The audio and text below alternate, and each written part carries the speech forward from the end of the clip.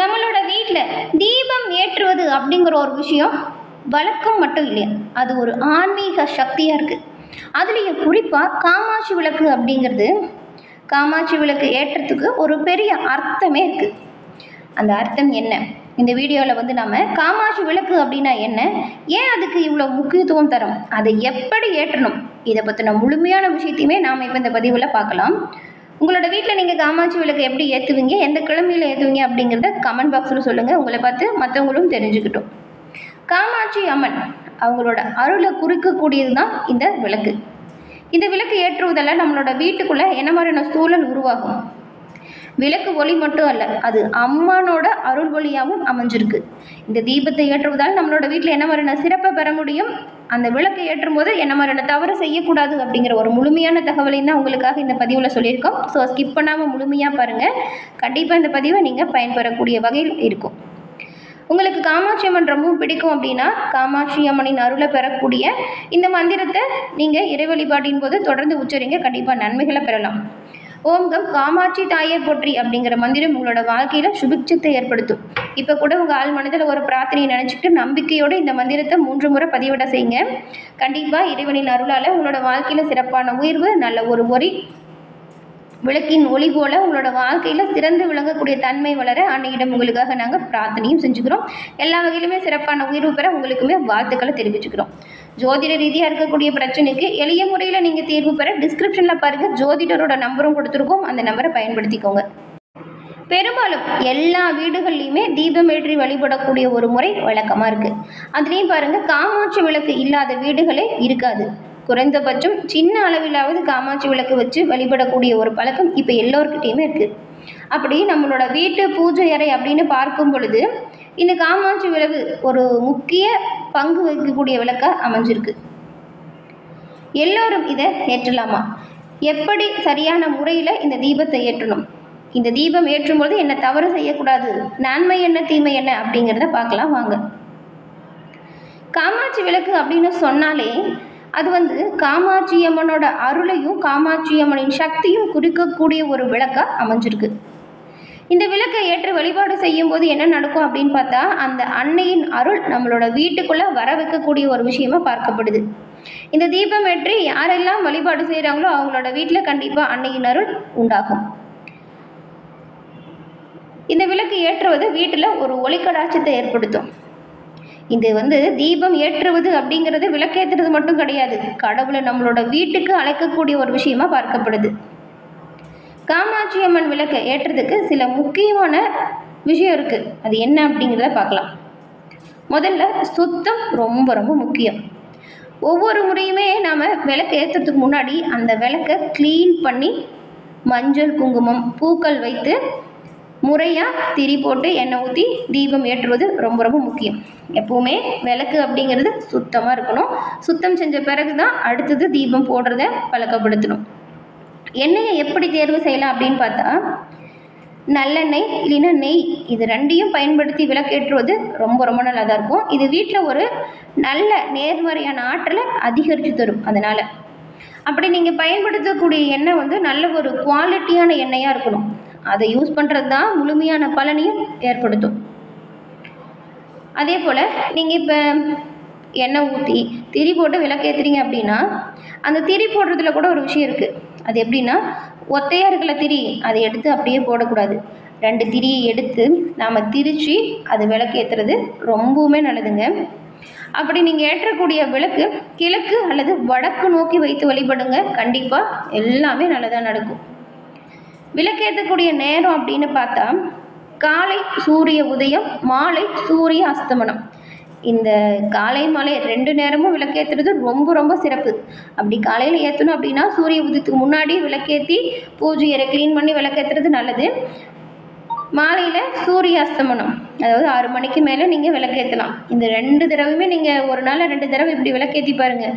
நேர்மறையான ஆற்றல் உங்களோட வீட்டில் நிறையவே அதிகரிக்கும்.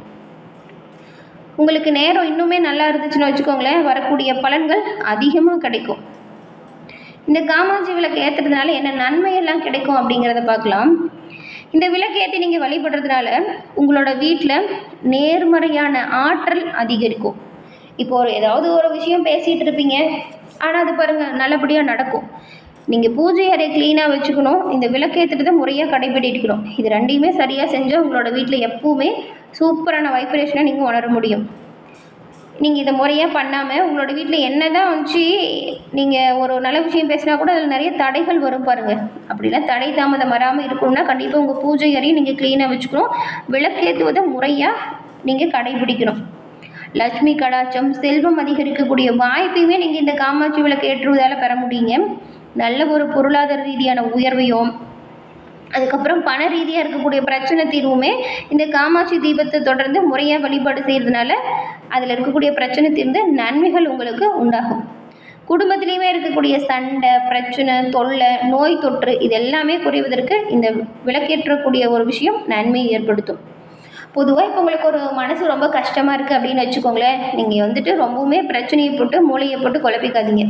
குளித்து முடித்து உங்கள் வீட்டு பூஜை அறையில் போய் காமாட்சி தீபத்தை இப்போ சொன்னோம்ல நல்லா சுத்தம் செஞ்சுட்டு மஞ்சள் குங்குமம் வச்சு மலர்களால் அலங்காரம் செஞ்சுட்டு தீபம் ஏற்றி, அதாவது நல்லெண்ணெய் நெய்யோ வச்சு 2 திரியை ஒன்றா திரித்து விளக்கு போட்டு நீங்கள் அமைதியாக உங்கள் வீட்டு பூஜை அறையில் தியானம் பண்ணுங்கள். கண்டிப்பாக நன்மைகளை நீங்கள் உணர முடியும். மன அழுத்தம் குறைவதை நீங்கள் உணர முடியும். பெண்களை பொறுத்த வரைக்கும் இது ரொம்ப ரொம்ப நல்லதுங்க. இந்த டிப்ரெஷன், வீட்டில் இருக்கிற பிரச்சனை இதெல்லாம் போட்டு குழப்பிட்டு இருக்கிறவங்க இதை ஃபாலோ பண்ணுங்கள், நன்மையை நீங்கள் பெறுவீங்க. இதுக்கு நம்ம ரொம்ப தூரம் பணத்தை செலவு பண்ணி அங்கே போகணும், அந்த கோயிலுக்கு போகணும், இந்த கோயிலுக்கு போகணும் அப்படிலாம் இல்லை. உங்கள் வீட்லேயே நீங்கள் இதற்கான தீர்வை பெற முடியும். மனசை அமைதிப்படுத்த இந்த வழிபாடு நல்ல ஒரு விஷயமா இருக்கும்.